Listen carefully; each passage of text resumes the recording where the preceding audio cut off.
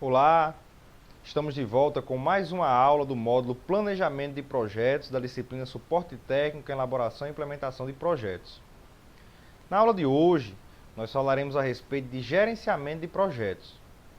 Observamos que ele já é praticado de uma forma intuitiva. Por exemplo, ao programar uma festa, a gente pensa com antecedência na lista de convidados, na quantidade de comida, de bebida, no aluguel do espaço, nas mesas, das cadeiras, enfim, uma lista de atividades necessárias para que o evento ele ocorra como esperado. Na aula passada, nós vimos no MS Project outros 3 exemplos de como alguns projetos eles podem requerer um planejamento detalhado minuciosamente para que ele ocorra de forma esperada. Lembrando sempre que o projeto ele é algo único, ou seja, para obter um produto, um serviço ou um resultado, o projeto ele vai ser inédito. Das áreas inerentes ao gerenciamento de projeto, nós falaremos a respeito do gerenciamento de escopo, do tempo e dos custos de um projeto e encerraremos a nossa aula de hoje falando a respeito dos softwares que são utilizados em gerenciamento de projetos. Com o que vimos na aula passada, utilizando o MS Project, fica bem mais interessante falar a respeito dos assuntos da aula de hoje, porque a gente vai poder relacioná-los, facilitando dessa forma o entendimento.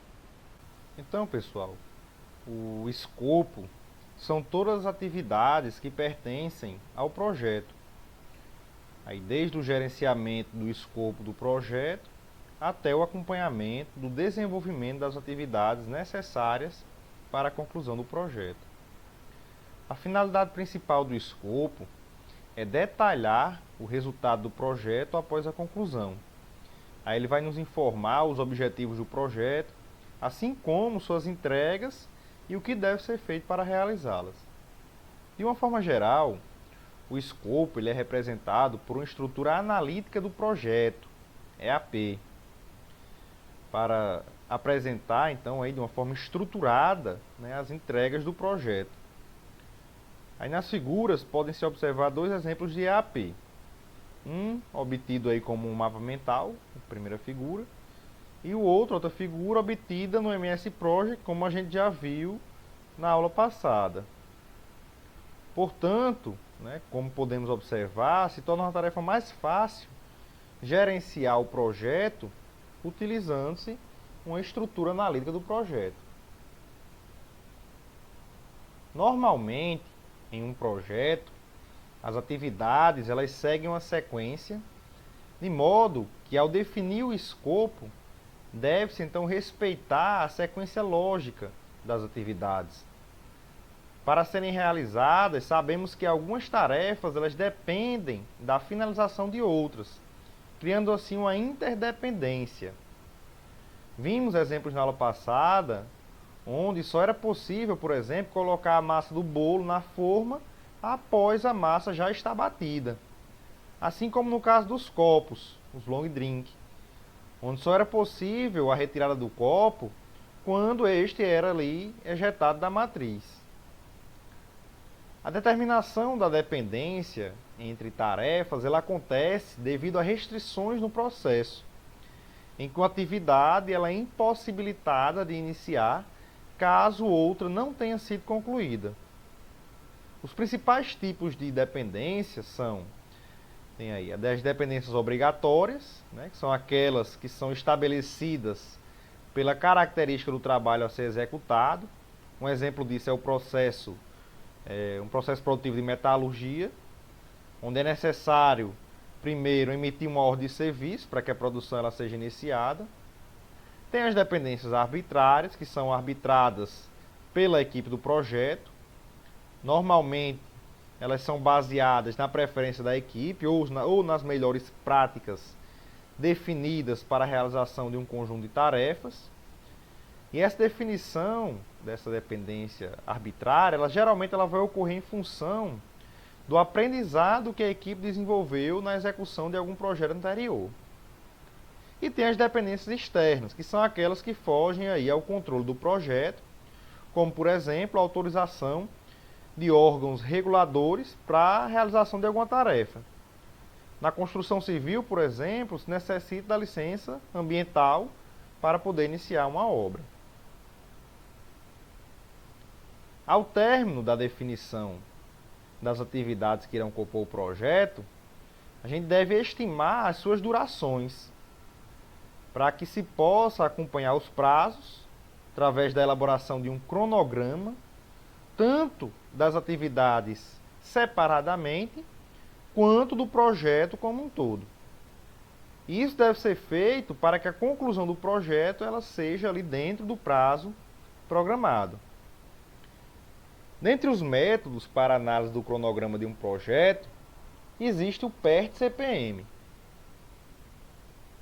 PERT, de Program Evaluation and Review, que é um programa de avaliação e revisão, desenvolvido aí pela Marinha Americana na década de 1950, e tem o intuito aí de auxiliar no gerenciamento de projetos complexos. E o CPM, Critical Path Method, que é aí o método do caminho crítico, que vai indicar qual o caminho crítico do projeto, como o nome já diz, ou seja, as atividades que nele estiverem, se atrasarem, elas atrasarão o projeto, aumentando assim o tempo de término. Para entender melhor a aplicação da rede PERT-CPM, vamos analisar o exemplo de um projeto do molde da tampa de um hidrômetro, aqueles medidores aí que tem das companhias de água e de esgoto. Então aí nas tabelas podem ser observadas as atividades que pertencem ao projeto. Assim como na outra tabela, as respectivas aí durações e dependências. Ou seja, qual atividade precisa ser finalizada para que a outra ela seja aí iniciada. Então, na primeira coluna da segunda tabela, estão aí os códigos de cada atividade. Na segunda, a dependência que essa atividade possui. Então, a gente pode observar de início aí que A e F elas não dependem de outras atividades, enquanto que B precisa que a atividade A seja finalizada para que ela possa ser iniciada. E na terceira coluna, pode-se observar aí a duração das atividades em horas, ou seja, quanto tempo que é necessário para que essa atividade seja executada. Então aqui eu fiz a resolução dos exemplos na mão, para que vocês pudessem acompanhar. Então na primeira parte da construção aí do diagrama de rede do projeto, associamos aí cada atividade que está representada pelo círculo com as atividades dependentes. Essa é a primeira parte. Nesse caso, aí A e F, eles não dependem de nenhuma atividade para iniciar. Elas iniciam justamente no princípio. Enquanto que as atividades B, C e D, elas dependem da finalização da atividade A para que possam iniciar. Portanto, elas vêm depois da atividade A no diagrama. No caso da atividade E, ela depende da atividade D. A atividade G vai depender da atividade F e a atividade H vai depender da atividade B.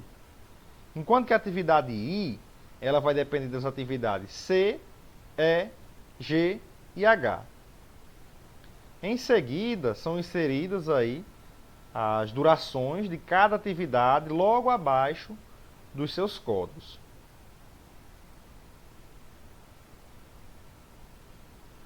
Então aqui é a segunda parte, onde a gente vai calcular o tempo mínimo para a duração do projeto no arranjo em que ele está disposto aí.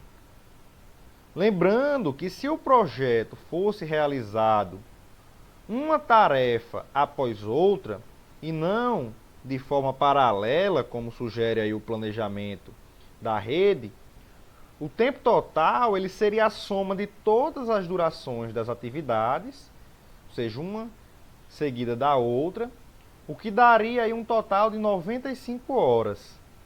Então guardem essa quantidade, esse tempo, né? E vamos calcular quantas horas são necessárias para executar o projeto de uma forma completa, como ele foi planejado. Então observamos aí que A e F, eles iniciam o projeto, portanto, a data de início das atividades é em 0 horas, e a data de término de cada uma vai ser justamente o tempo de duração de cada atividade, conforme pode-se observar no diagrama. Para as atividades B, C e D, elas dependem, né, da atividade A para iniciar. A data de início delas vai ser de 33 horas, enquanto que a atividade G, que depende da atividade F, ela vai iniciar com 4 horas, que é a data de término da atividade F. Analogicamente, a atividade H, ela vai ter início de 50 horas, porque é o término da atividade B, de que ela depende, que é de 50 horas. A atividade E vai iniciar às 42 horas, que é a data aí do término da atividade D. E como a atividade I ela depende de C, E, G e H, ela terá como data inicial a data de término maior de uma das atividades das quais ela depende. Nesse caso, vai ser a atividade H, que a data de término aí é de 63 horas. Então, dessa forma, a atividade I ela vai ter uma duração de 2 horas, e somando 63 mais 2 dá 65, então o tempo mínimo para a conclusão do projeto vai ser de 65 horas. Então, são 30 horas a menos que as 95 horas que seriam necessárias se o projeto ele fosse realizado executando uma atividade de cada vez. Isso aí a gente viu na aula passada, que eu mostrei lá no MS Project, a duração dos projetos. Se você não lembra, dê uma olhada aí na aula 3 do módulo, né, de planejamento de projetos. Então aqui, no terceiro passo, né, existem algumas folgas no projeto, ou seja, algumas atividades que podem atrasar. Então nessa terceira parte a gente vai calcular a duração desses atrasos permitidos. Então fazemos os cálculos agora, né, do término para o início. Então, como sabemos que o tempo de execução do projeto ele é de 65 horas, o tempo mínimo, colocamos o valor 65 e subtraímos da duração da atividade 1 e obtemos o valor de 63 horas. Então, para a atividade I, não há nenhuma folga. Então, não tem tempo, no caso aí, para atraso. Essas 63 horas a gente vai subtrair das atividades C, E, G e H, das quais aí depende a atividade I. No caso da atividade C, subtraindo as 63 horas das 4 horas de duração da atividade, a gente obtém 59 horas. Nesse caso, a atividade C, ela deveria iniciar às 33 horas, e no caso agora ela pode iniciar às 59 horas, sem nenhum risco, nesse caso, de atrasar o projeto. Ela vai ter uma folga de 26 horas. Para as atividades E, G e H, o procedimento ele vai ser o mesmo, né, aí de forma análoga. A gente vai ver que a atividade H ela não apresenta uma folga. Então, seguindo esse raciocínio, a atividade B e em seguida a atividade A, elas não apresentam folgas, ou seja, não é permitido atrasos nessas atividades. Enquanto aí que para a atividade F vai ter uma folga de 54 horas. Para as atividades E e D é permitido aí um atraso de 13 horas. Aqui pode-se observar na imagem, né, o significado de cada parte dentro do círculo, sendo aí que na primeira célula vai ser a primeira data de início, na célula ao lado o código da atividade, nesse caso o IA, na terceira célula a primeira data de término, E nas células abaixo, aí, observa-se aí primeiro a última data de início, seguida da duração da atividade e em seguida a última data de término.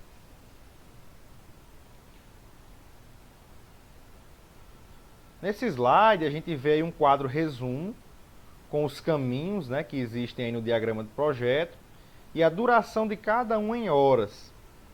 Na terceira coluna a gente pode observar as folgas, ou seja, os atrasos permitidos também em horas. Nesse caso, observa-se aí que o caminho ABHI, ele não possui folga, enquanto que o percurso ACI tem uma folga de 26 horas, o caminho ADEI, ele pode atrasar em até 13 horas, e o caminho FGI, ele pode ter um atraso de 54 horas, sem prejudicar o tempo mínimo para a conclusão do projeto. Então, como observamos, o caminho ABHI, ele não possui folgas, ou seja, ele não permite atrasos, e qualquer uma dessas atividades atrasando significa aí atraso no tempo de duração mínima do projeto. Então esse aí é o caminho crítico, né, que vai estar aí destacado no diagrama PERT-CPM. Em relação ao gerenciamento de custos, vai ser ele quem vai definir a estimativa de custos dos recursos envolvidos no projeto, assim como ele também vai realizar acompanhamento dos custos durante a execução do projeto. Isso para que o orçamento projetado ele seja respeitado. Uma das maiores preocupações em um projeto, além dos prazos, são os custos. E as empresas elas trabalham aí com recursos financeiros limitados. Se não fosse assim, não seria necessário, então, planejar um projeto, porque os recursos seriam limitados e não haveria, então, a necessidade de poupá-los. Isso vale a mesma coisa para o tempo. Se o tempo fosse limitado, não haveria necessidade de otimizá-lo. Então, em uma empresa, desperdício de dinheiro ele não é aceito. O orçamento e seu acompanhamento, eles vão assim permitir a prevenção dos desperdícios, as correções de rota ou então até uma renegociação durante a execução do projeto. Então, para que um projeto ele seja bem sucedido, ele deve ser finalizado dentro do orçamento definido.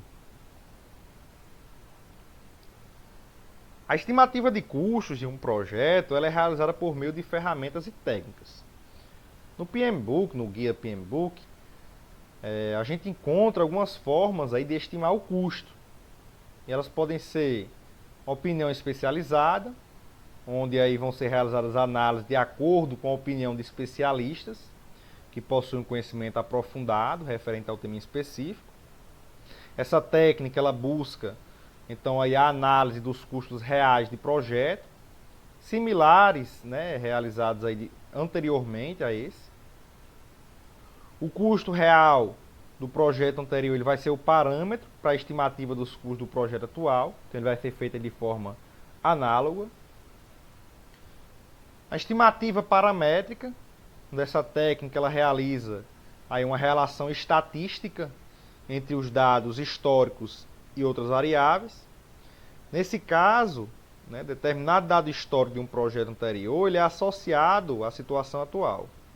Por exemplo, no projeto anterior, um equipamento ele transportou por um trecho de 700 km a um custo X. No projeto atual, vai ser realizado o transporte de um equipamento com características similares por uma distância de 500 km. Então, utilizando aí os dados históricos anteriores, vai ser feita estimativas do custo do quilômetro percorrido, tornando possível, então, estimar qual vai ser o custo da atividade atual. Tem a estimativa bottom-up, de baixo para cima. Ela tem a característica de detalhar os custos das atividades que compõem o projeto, no qual a estimativa do custo do projeto vai ser o acúmulo dos custos das atividades. Tem a estimativa 3 pontos, que considera o custo mais provável, o custo otimista e o custo pessimista, e utiliza uma média ponderada dessas três estimativas. Tem análise de reservas, né? Ela inclui um percentual sobre a estimativa total do custo, para criar aí reservas de contingências. Tem o custo da qualidade, que vai envolver os investimentos realizados para garantir a qualidade do projeto. E tem também os softwares, né, para estimativas em gerenciamento de projetos. Hoje em dia a gente tem uma modernização muito grande dos softwares. Então tem diversas ferramentas aí computacionais que podem ser aplicadas, né, para estimar o gerenciamento de projetos. E tem a análise de proposta de fornecedor, né? Ela se baseia no orçamento realizado com fornecedores, né? Ou seja, né, quanto que o projeto custaria caso ele fosse realizado por um terceiro. Então, diversos aplicativos eles podem ser utilizados no gerenciamento de projetos. Cada organização ela deve avaliar então o que considera ideal para a sua realidade. Então, dentre esses softwares de gerenciamento de projetos, podemos citar o Excel, que é uma planilha eletrônica que possibilita a realização de cálculos simples ou complexos de uma forma rápida. Permite ainda aí fazer referências a células em outras planilhas de uma mesma pasta de trabalho, ou até em pastas de trabalho, né, externas, que são as referências externas, e também dados de outro aplicativo, que são as referências remotas. Essa possibilidade de criação de fórmulas, ela permite, no caso do Excel, né, diversas formas aí de controle de um projeto, facilitando então o gerenciamento. Tem também o OpenProj. Ele tem, né, aí como principais características a funcionalidade por meio da apresentação aí dos resultados em diversas ferramentas de gestão, como no caso do MS Proj, né, o gráfico de Gantt, diagrama de rede. Ele também é compatível, né, com outros programas computacionais de gerenciamento, como no caso do próprio MS Proj. E por ser de código aberto, ele foi desenvolvido aí para uso global. Todo mundo pode utilizá-lo. É, portanto, então executável em qualquer sistema operacional, né, no Windows, no Mac, Unix, Linux. E o principal software, né, de gestão, de gerenciamento de projetos, ele é produzido pela Microsoft. A primeira versão foi lançada em 1985, que é o MS Project. Na aula passada nós mostramos um pouco, né, a respeito aí da interface do MS Project. E a gente pôde observar, né, que muitos dos controles disponíveis para a gestão de projeto estão no MS Project. Pelo fato dele não ser gratuito, ele é destinado a um público mais restrito. Apesar disso, ele continua sendo o software mais utilizado para o gerenciamento de projetos. Certo, pessoal? Encerramos aqui a nossa aula de hoje. Na próxima aula, nós falaremos a respeito dos sistemas de produção, onde estaremos falando do sistema Toyota de produção e do sistema Lean. Eu aguardo vocês na nossa próxima aula. Até mais!